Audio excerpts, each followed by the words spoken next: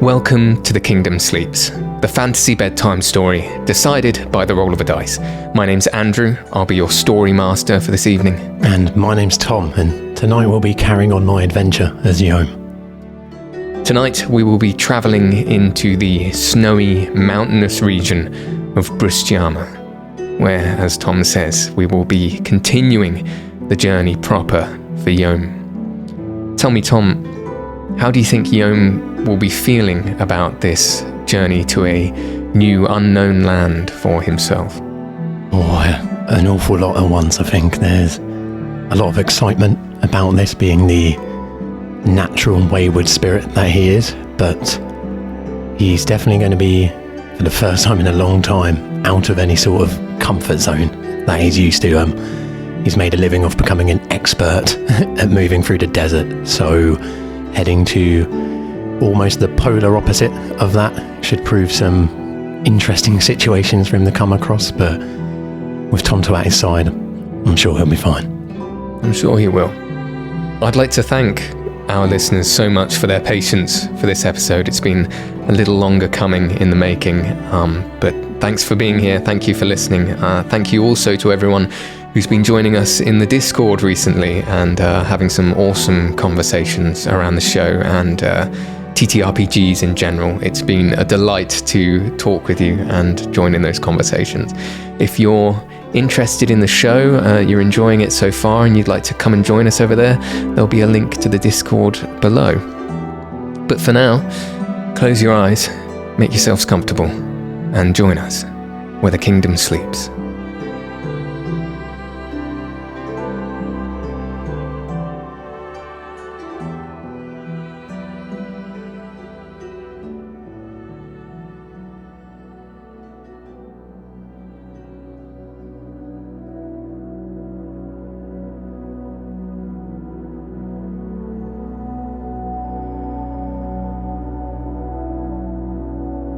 We are gliding through a sea of clouds high above the Kingdom of Sopros.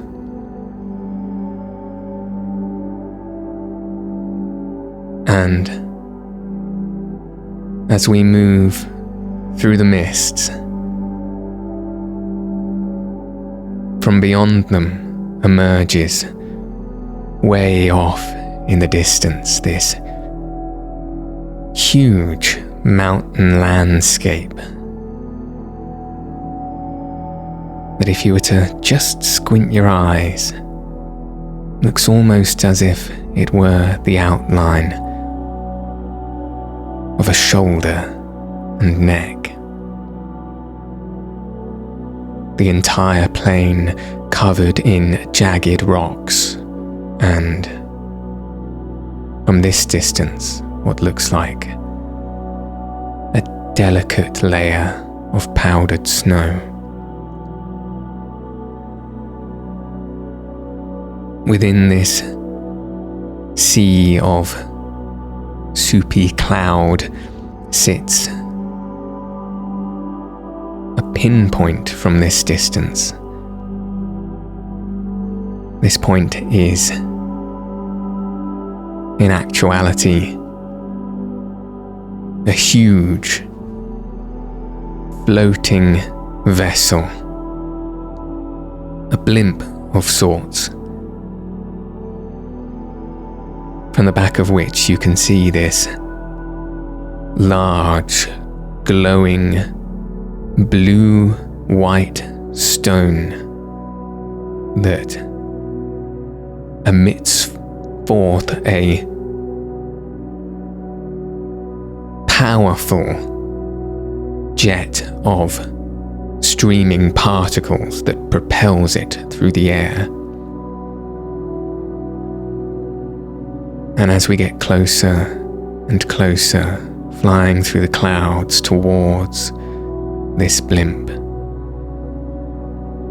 we see underneath the large balloon that seems to be holding it aloft is this oblong compartment with porthole windows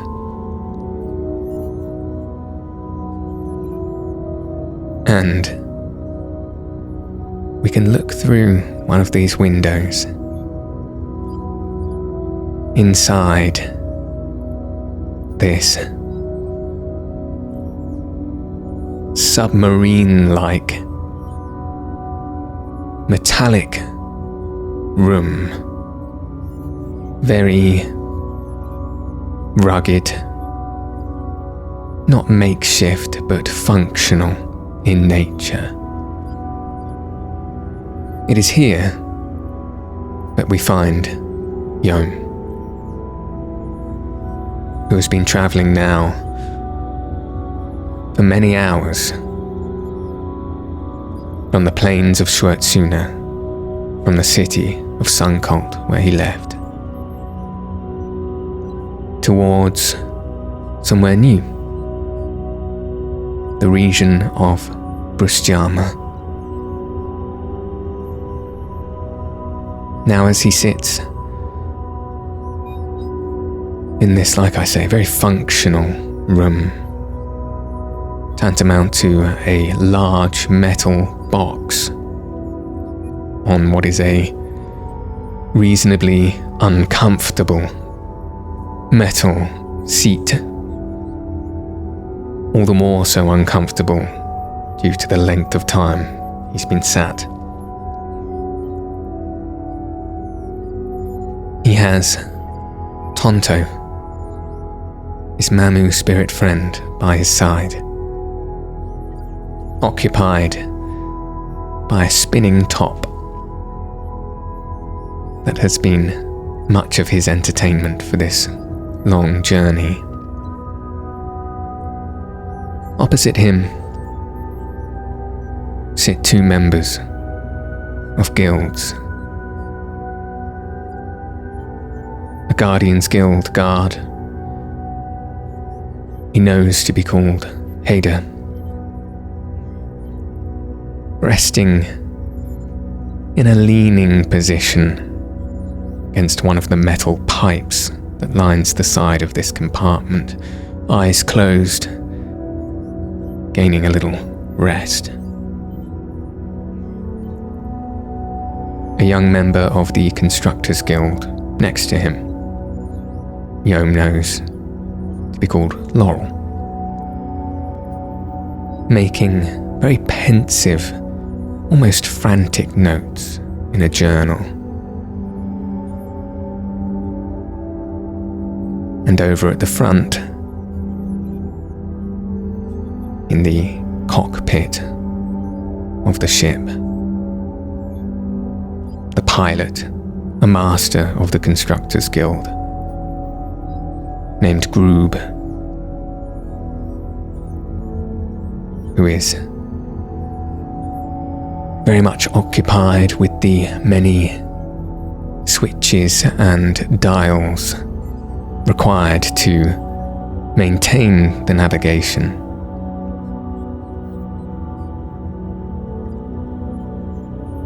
As Yohm sits here, watching the mist drift past the windows,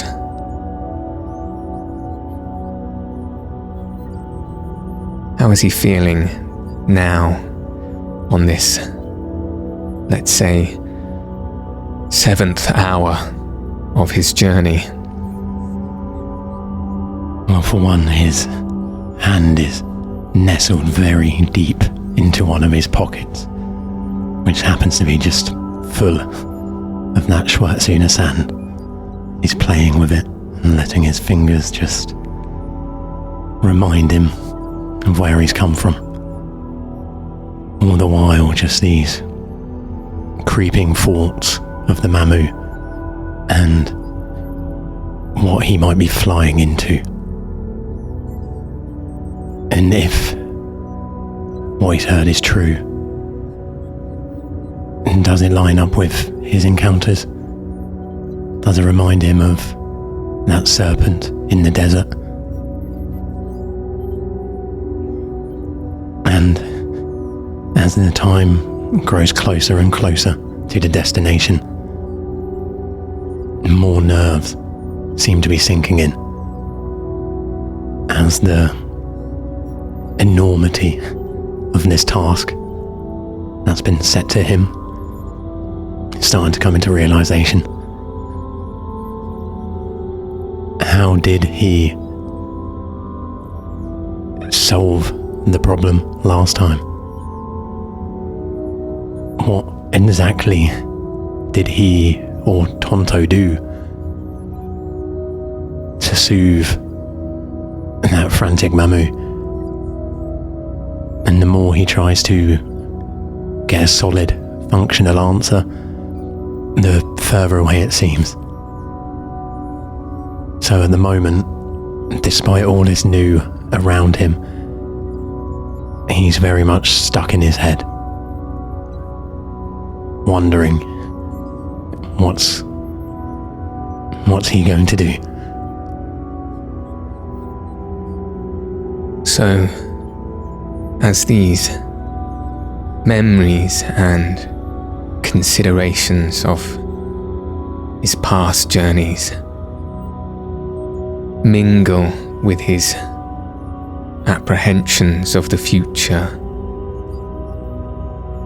almost clouding over his mind into a very pensive state. You could say Yohm was sharply awoken by some frustrated grunts at his side, and if he were to look, he'd see Tonto on the floor with his spinning top.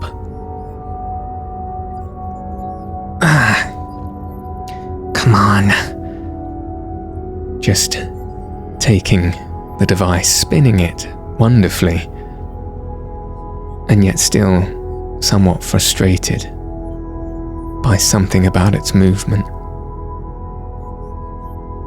Yohm will just pay quiet attention for a moment to see exactly what it is going on down here.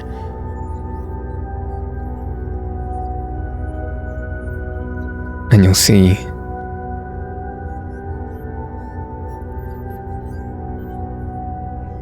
Tonto grabbing this spinning top,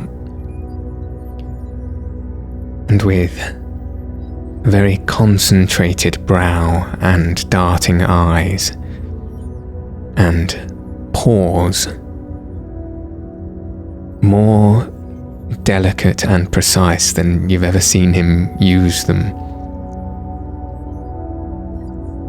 very gently at first lining up the spinning top, then using his paws to throw it around itself to create that constant spinning motion, which he seems to be doing quite well. And then once again letting out a come on. Tonto, don't worry now, you're doing alright. I think something might be up with that little spinning top of ours. Do you mind if I have a look? Okay, sure. I don't know why it doesn't work. The children, when they played with it, and even when I played with it in Sun Cult, well, I put the water in it and it made the lights, and they sparkled on top, but on here it doesn't work. I can't get it to work. Now, you know I'm not an expert in such things, but he reaches gently to pry it out of Tonto's paws. If I remember correctly, those children seem to make an awful big fuss about getting the best sunlight on this little thing. Oh. Now, we don't seem to be getting much of that in here. So I don't think it's broken, and it's definitely not you. I think we might just be missing a piece. The sun? Will there be much sun in Brustyama? Well, as far as I'm aware, it's going to be up there like always, but from what people have been telling me, it's much harder to find it than in Schwertsuna. Oh. Well, we can still find it, maybe, right? Oh, we'll know it's there. We just might not be able to see it. And I beckon him towards one of the little portholes, jimmy him up onto my shoulder so he can look outside it with me. And I point towards the moon, which is almost entirely eclipsing the sun now. And see all these clouds, even at this height, it's hard to see the sun disappearing, isn't it? Yeah. I imagine by the time we land, or we might not see it in the morning at least. Okay. Because we didn't get much of these where we've been. And you know, it was a very rare day to see a cloud in the sky above Suncoal. Yeah. There was always sun. Oh yeah. I hear it's going to be deadly cold. Oh. Cold. What is that? I think, without trying to sound rude, Tonto, I think this is going to be another one of those things where you're just going to have to take my word for it. Okay. When we're in the sun for a bit too long, we get really hot and dry and clammy, and it can make you feel quite comfortable with the right amount, but too much, and it can make you really tired and heavy. Now without it, we get very cold. Now this is a rare thing for me. It's been a while since I've been very cold, but nonetheless it's supposed to sap you, almost hurt, apparently. Ren was telling me he'd feel his fingers tingle and he'd forget what his nose felt like. Oh, wow. Seems like people have a lot to worry about when they're just moving from one place to another. Yeah, it's why they needed to make things like this. For the longest times, our people have just been sitting on sleds with houndbacks pulling them along. Whilst that's been happening, constructors have been working their magic and building large metal sleds with bright stone to pull them along the skies. It's all a lot, really. We don't get this sort of technology in the desert much. But needless to say, it is impressive. I am enjoying myself. It is pretty magical, although I do hope that we land sometime soon. Yeah, I believe it should be. It's a few hours more at most. See how long you can get that thing spinning for, even without the sun. If you flick your wrist just right, I reckon you'll do quite well. Okay. I'll go have a chat with Laurel. Find out when we're due to land. And Tonto grabs the spinning top back from you to what looks like a smile where he's trying to remain hopeful, but you can see a little subduedness behind it. I was just so much better at it in Suncold. No, Tonto. I wander off, saying at the same time, the sun was better in Suncold. And he kneels back down towards the ground and once again uses those delicate paws to attempt to spin it as long as he could. And then I look towards Laurel first. They still seem to be frantically at work. As you look towards Laurel, He has book and pen in hand, but appears to already be staring at you. I was wondering when you were going to stop talking to yourself. It's a little bit distracting. Well, you know, it's not to myself. Please, do you remember? Yes, I know I'm what not you're that saying. strange. I know what you're saying. Can I help? Well, I'm becoming more aware of how silly a question this is every time I ask it, but all good, still. He turns to look over at Groob in the cockpit. Well, I'm sure we would know pretty quickly if anything was wrong. Yes, I think everything is still to schedule. And, please remind me, when exactly is that schedule due to end for us? He reaches inside his breast pocket and flicks out what appears to be a pocket watch. Perhaps less than an hour. It will not be long. Thank you. So, it's just so strange, being somewhere so small yet spying more vast and expanse than ever I've seen before. I don't know how you got used to it. It's a juxtaposition, to say the least. I can see what you mean. 3 or 4 journeys and you will most certainly get used to it. It feels less long and less strange afterwards. Do you ever stop getting scared? Scared? I swear the floor's going to fall beneath me any moment. I see. And he closes his pocketbook and places it into his satchel next to him. I am a constructor. A journeyman. So, not quite a master, but I have a great respect for the craft.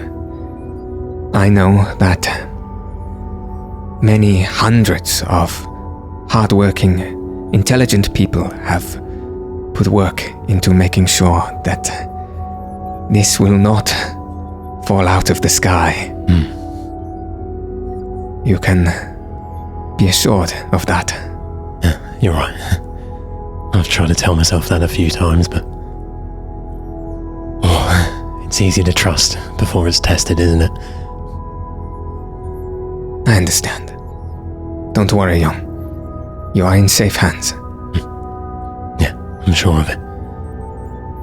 Just as those words come from his mouth, you hear what sounds like a screaming whistle and a tinkling bell come from the cockpit.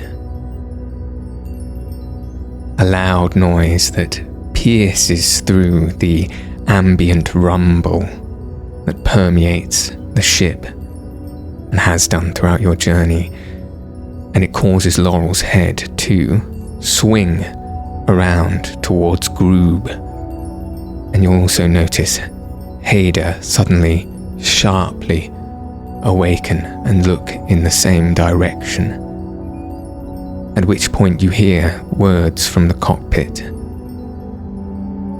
Journeyman, here, please.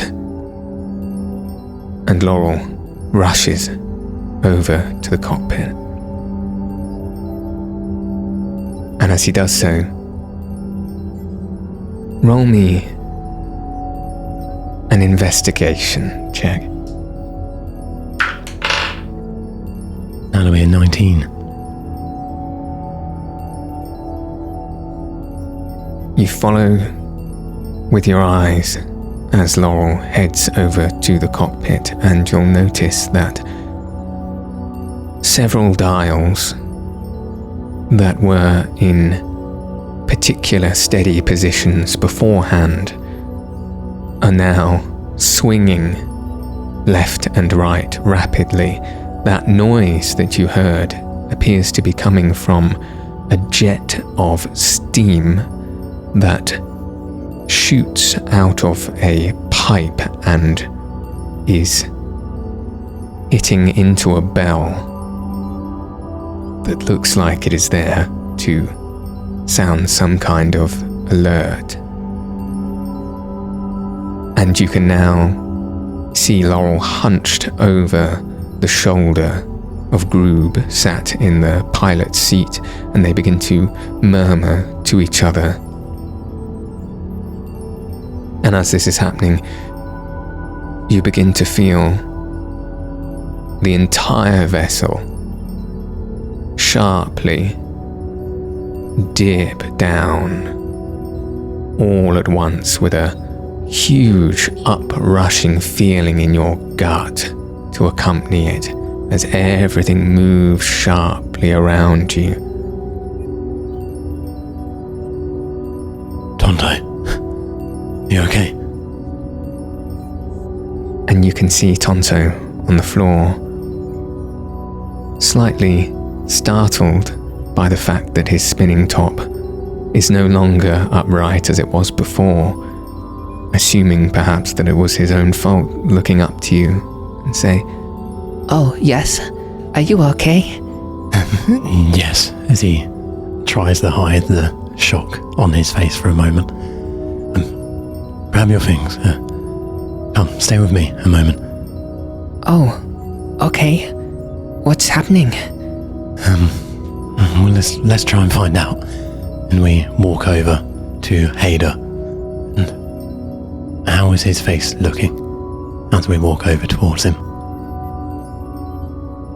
As you approach Hader, he almost doesn't notice you're coming near him, as his face is looking rather perplexed, a combination of shock and attentiveness as his eyes look locked on the cockpit. And Yohm just walks up behind him without trying to intrude too much and half whispers over his shoulder, "Well, if there's anything we can do, just let me know." And he has to almost break his eyeline away with a force to look over at you. Yeah, of course. Well, it'll be them who lets us know. I don't really know much about these things. Yeah, maybe more than me. We'll see. Yeah. I'm sure everything will be fine. Of course, yeah. Of course. And Yohm immediately drops to his knee and just begins playing with Tonto to try and take his mind out of it for a moment.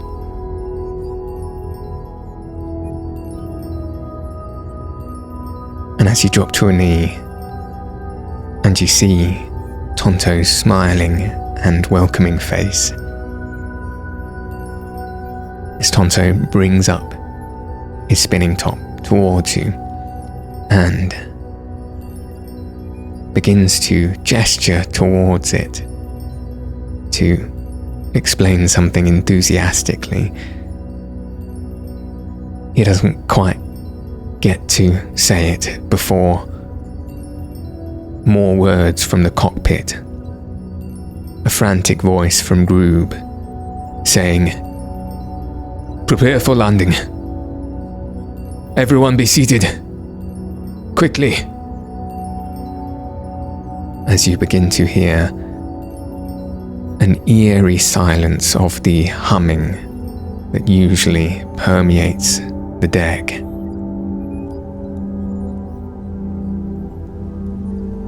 What are your next moves? He'll immediately scoop up Tonto into his arms, move to whatever bit of stability he thinks is most appropriate in this metal tin, and start racking his brain, desperately trying to think of a way to help, of something, anything he's got at his disposal that might come in handy to stop a sinking balloon.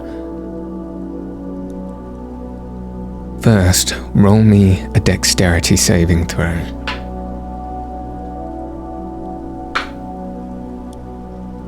That's going to be a 9. As you scoop up Tonto, hearing these words from Groob, there is another short, sharp shudder of the vessel as it drops sharply downwards further, which causes some of the cargo in wooden boxes to the right side of this compartment you're in to slide across the ground, some even shaking up and down, moving from their place and toppling over, which in turn causes Yohm to fall to the ground prone with Tonto in arm. And it feels like almost an eternity of falling, but what was actually perhaps 10 seconds or so of drop before the vessel seems to level out just about, but is most definitely still coming towards the ground quickly. Roll a history check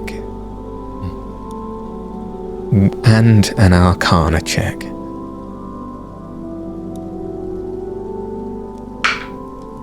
The 17 for history.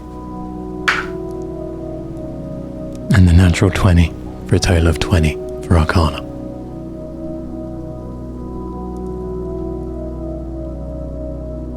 Slightly dazed by this sudden tumult and having launched to the ground, it almost ignites the fight or flight within Yohm that allows his mind to move quickly. And though he doesn't know very much about these fairly new technologies, he's certainly one to keep his ear to the ground and to listen to anything anyone has to say about these things and retain it best he can. And from these motions that have happened, from the sounds around him, from this sort of natural intuition of what he's taking in from his senses combined with what he's heard from various members of guilds and even just people passing in the cities, he has a fair intuition that something to do with the bright stone rune that operates this entire vessel has now gone wrong and subdued. Yohm now understands that this ship is no longer operating at full capacity, if at all being propelled, and its ability to move forward has been restricted or cut off in some way. And though Yohm doesn't have much expertise in how he might fix something like that, he can certainly try to prepare in whatever way he would for what he knows that means. Well, trying to find a little bit of safety in this cabin still, as things are rocking and we're descending. He looks around and sees the panicked faces of his comrades. And in that moment of near epiphany where he realises all these things coming together at once, he does default into that survivor mode. Even though the situation is all new, this is a feeling, a sense of danger, so to speak, that he is quite used to. And as it all is shaking and rustling around him, he composes himself a little better than before. And he reaches down and looks Tonto in the eyes. Tonto, how big can you get?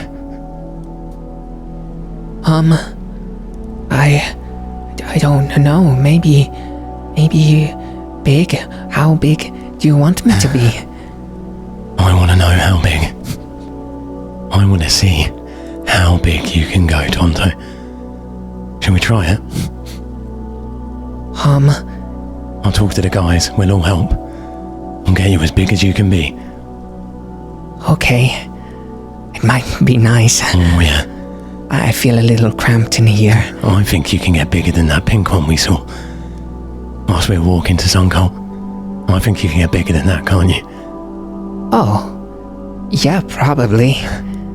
Excellent. Okay. 1 second. Wait here. And I turn and run of a sort towards Hader and then drag him towards the cockpit to talk to everyone at once. Everyone, please. I know this is going to sound crazy, but I have an idea. I can't fix this, but I have an idea. Please, come with me. What are you talking about? We're trying to fix this situation. We may be coming in for a landing. I'm aware of that, at least now. Please just tell me, can we open this up? Open the what up? The hold in the back here. Yes.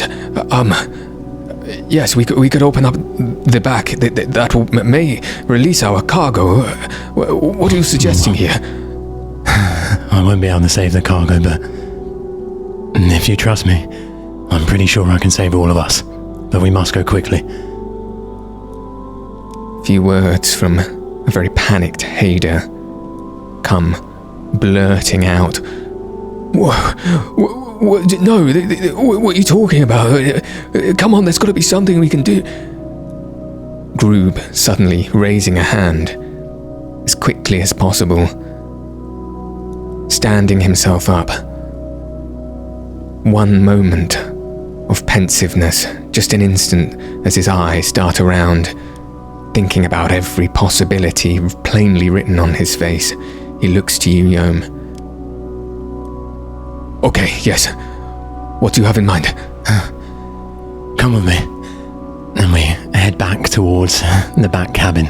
And as I'm explaining this, I'll begin sort of shoving boxes to the side and clearing whatever space I can for Tonto. Roll a strength check for that, please. And that'll be a 3. It is incredibly hard work, and you only just about manage to push apart these large wooden boxes, just enough for only Tonto to get towards the back where the opening is. Unfortunately, no one else can get past this cargo to join him. Now, this is going to sound insane, but by the eye, you can believe me, this Mamu and I, it has the ability to change its shape and its size. And I know it has the same weightless qualities that all other Mamu share. And I know... Yohm. He looks at you panicked. We are coming down. Whatever you have planned, tell me what to do and we do it now. Well, when I say when, open the back door and run with me. Ready, sir. And he moves as quickly as he can to the crank that opens the back door just to the right side of the cargo. And I turn and get as close to Tonto as I can, and I lock eyes just with him, and I steel myself again and bring a very strained smile to my face. Okay, Tonto, are you ready? In just a moment, all of this stuff is going to go whooshing past you and out that back door. And as the last bit goes, I want you to get yourself as large as you can, okay? As large as you can. And then you'll see me, you'll see Hader, you'll see Laurel and Groob will come running right behind you, okay? Right behind you. You want me to get big? Oh, yes. And float? Yes. We're coming down. We're in danger, aren't we? Oh. We won't be. We won't be. It's okay, Yohm. I understand. I can do it. I know what you want me to do. Yeah? Yeah. Okay. Well, I need to stand back a little bit more. As soon as you start, I'll give the word. I trust you, Tonto. I trust you, Yohm. Okay. And I stand up. Quickly, Yohm. Okay. I'm ready. Tonto. I got it, don't worry. Okay. Groob. Do it. Now. Groob throws all of his strength into this huge crank, and this large metal opening begins to swing downwards as this huge inrush of air and slight wisps of cloud begin to rush into the cargo hold as boxes begin to slide forth. At this very moment, Tonto rushes towards the opening through the cracks in this cargo that's sliding towards him, and throws himself towards the opening.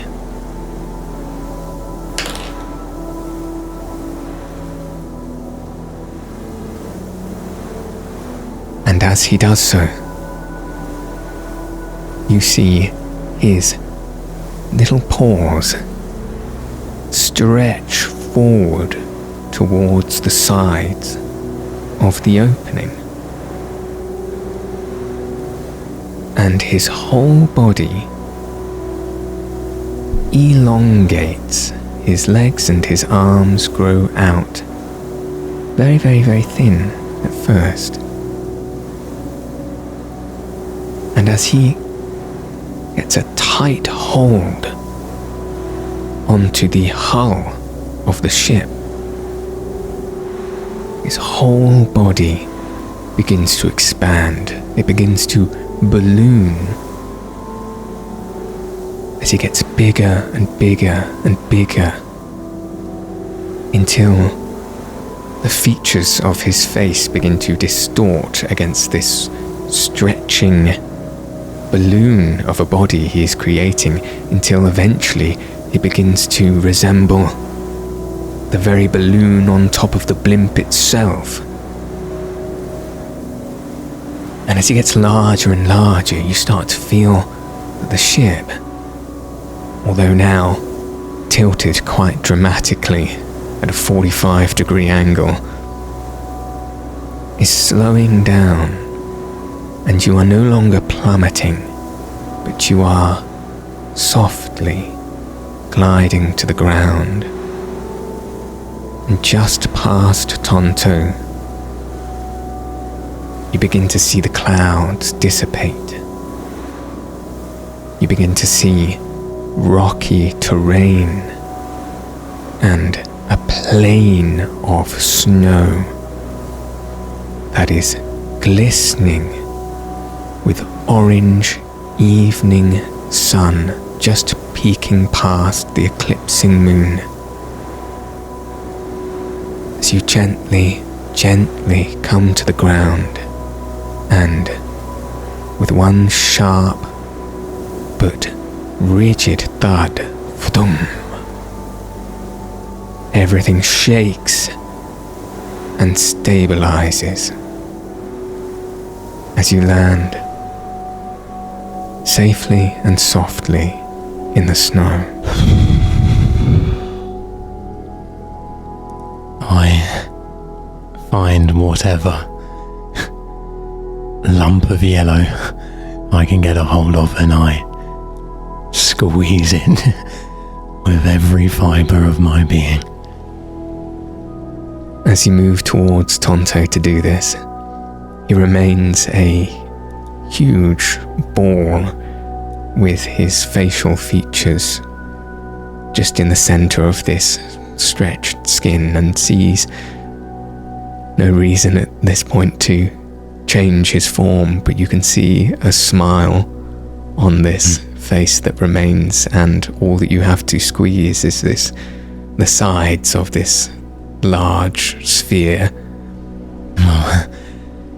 I'll turn and lean my back on him and just drop to the floor, almost giggling, almost laughing hysterically as the adrenaline slowly subsides. And I'll, to the best of my abilities, try and do a bit of a damage check around me. Does everyone seem okay? Are we all on this structure still largely in one piece? Roll me a perception check with disadvantage. Me a 4. You can at the very least see that Groob, Laurel, and Hader are all standing within the cargo hold, expressions on their face not dissimilar to yours. Shocked, but intact. In terms of the wider ship, you're unsure, but you do know that everyone has made it to the ground safely. Hey, Laurel.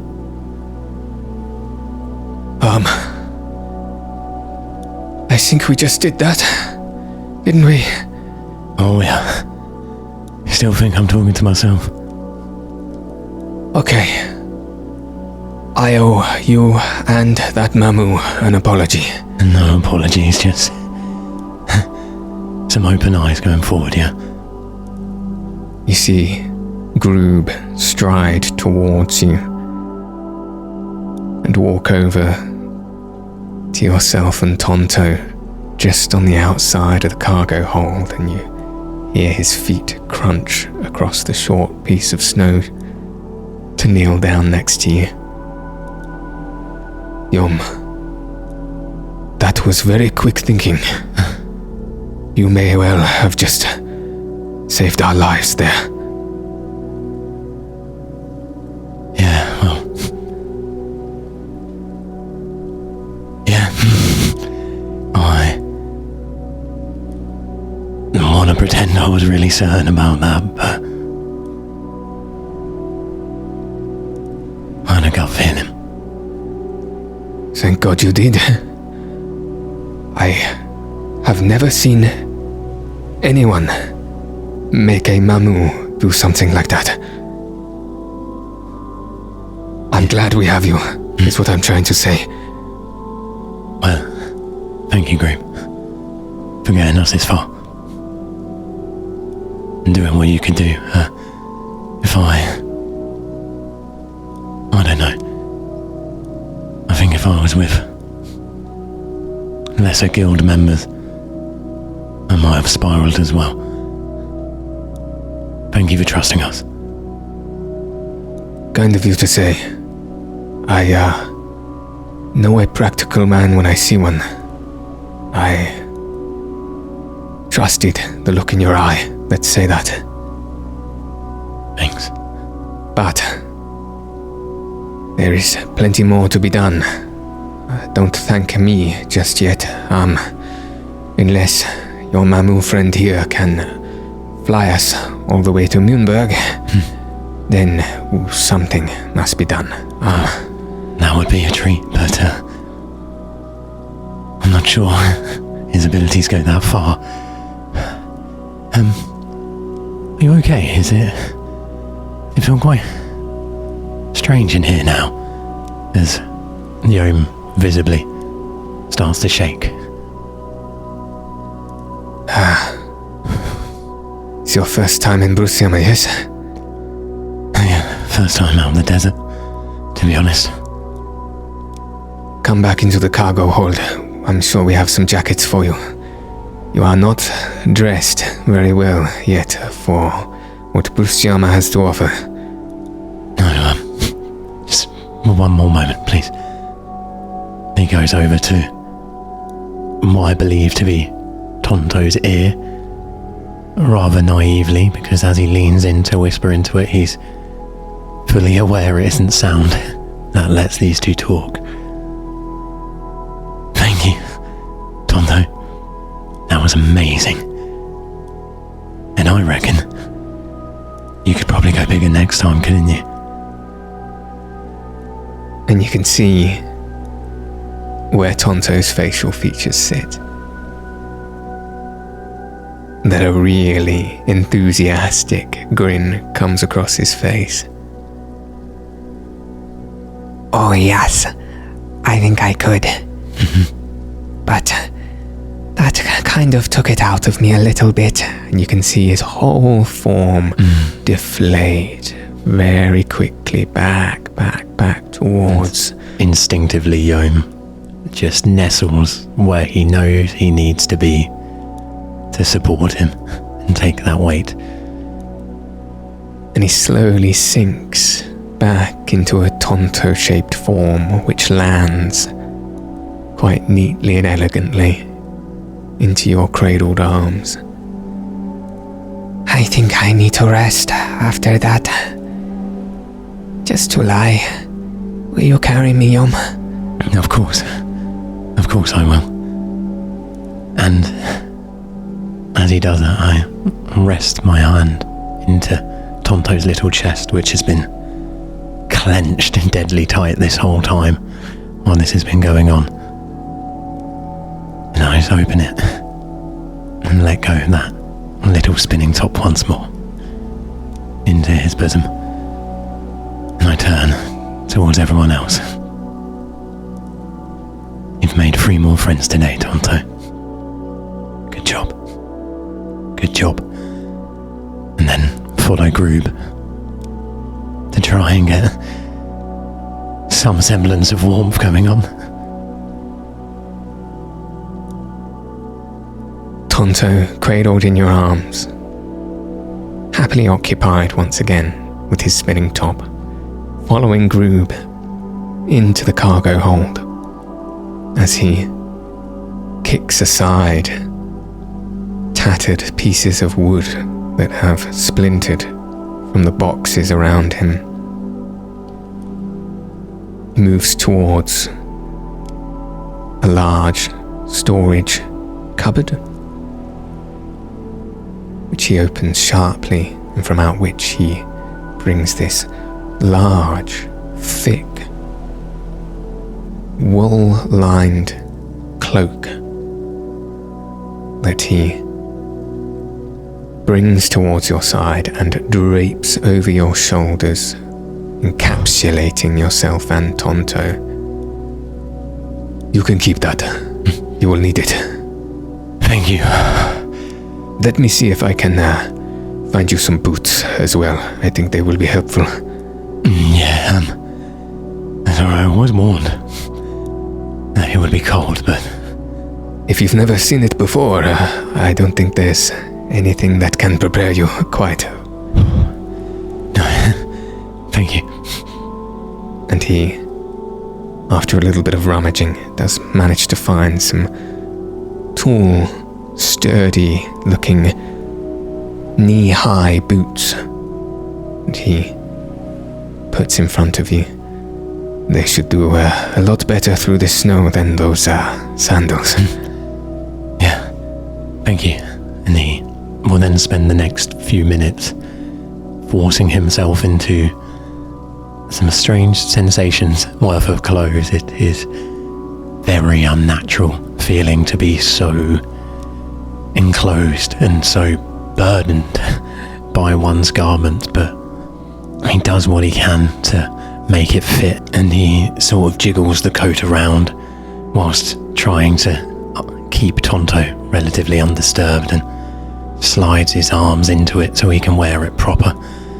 He has to fold out the collar in a bit of a strange way to give his gills a bit of freedom still, and he takes the long draping scarf which he often wears as a hood and begins wrapping it quite tightly around his head in almost a turban-like manner to keep barely his eyes and a little bit of his nose exposed. He pulls those sleeves up so tight so you can't even see his hands anymore. So it's just a large cloak with a hint of blue coming out of his face, and the glowing, warm yellow coming from the centre. As Yohm completely ensconces himself within this clothing, you can see Groob, with his hands on his hips, taking a deep sigh, looking around himself, trying to quickly assess the situation. And after a moment to compose himself, looks to the ceiling and then back down to his crew, saying, "Okay, if I have my bearings correct, I think we should be, well, we were 35 minutes from Nuremberg by air vessel, but it might be quite a lot longer if we were to walk or travel in cart. So our best bet is to try and fix this ship. Laurel, you need to come with me. We need to inspect the drive stone for any fissures or occlusions. Hader, I need you to inspect what is left of the cargo. Make a full itinerary of what is salvageable and what is not. Yohm, I'm fairly sure maybe 20 minutes in the westward direction, you will find a small village, a hamlet of sorts. Do you think you might be prepared to go out and find us a constructor, someone specifically who knows anything about potentiation? Potentiation? Yeah, I can do that. Are you sure? Of course. New place, but west is west. I know how to keep a bearing. You have a compass? Of a sort. We don't use them too much in the desert, as you're aware. I have a brand new one if you would like it. Please. And he grabs from his back pocket this metallic square box with an engraving on top that you will recognize to be the seal of Sopros, and hands it over to you, gleaming grey shining metal. Thank you. And then he opens it up right in front of him. Takes a moment. So, that way's west? That's correct, yes. Alright. Just like travelling in a sandstorm, isn't it? Yes, you could say that. Okay, Laurel, follow me. Hader, you know what to do. Yohm, be careful. Thank you. Good luck. We'll be back soon. You too. Just stick west. Yeah. How hard can it be? So we lift ourselves up, getting used to our new form, feeling a little bulkier and quite a lot heavier. Now I take a step outside and immediately look towards the sky and find it strange to see it so covered and active with wind and white blowing left and right. Swirl. Okay. We're on for a new adventure, Tonto. Here we go again. You and me. You feel a little squirming from inside of your enwrapped cloak as Tonto wriggles his small head out to look into your eyes.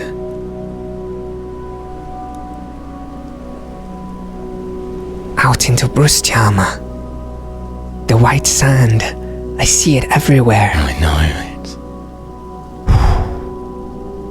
it's something, isn't it? And you look out on the scene in front of you. As you say, the sky filled with these misty clouds that now pass over what is now almost a fully eclipsed sun that is just throwing out the last of this deep pinkish hue across the vast plain of white snow in front of you, with this huge mountain landscape right off in the distance, which you can only just about see amongst this windy, boggy atmosphere that seems to thicken the further back in the distance it goes. But the scene is undeniably beautiful. This gently declining slope that moves towards what looks like the pit of a valley far, far off in the distance.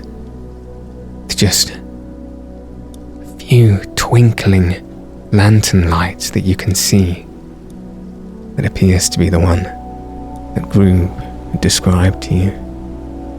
Perhaps some 20 minutes walk off. And as you stand there, with this cold wind just hitting the portions of your exposed face, hearing the whistling around your ears, feeling that cold despite the layers you wear, sound the gently crunching snow beneath your feet. You look out on this alien landscape, so new, dreamlike almost. White glistening snow and hues of streaking pink coming from the fading sun, silhouetted in the background by this vast mountain landscape. What does Yohm think as he looks ahead of himself?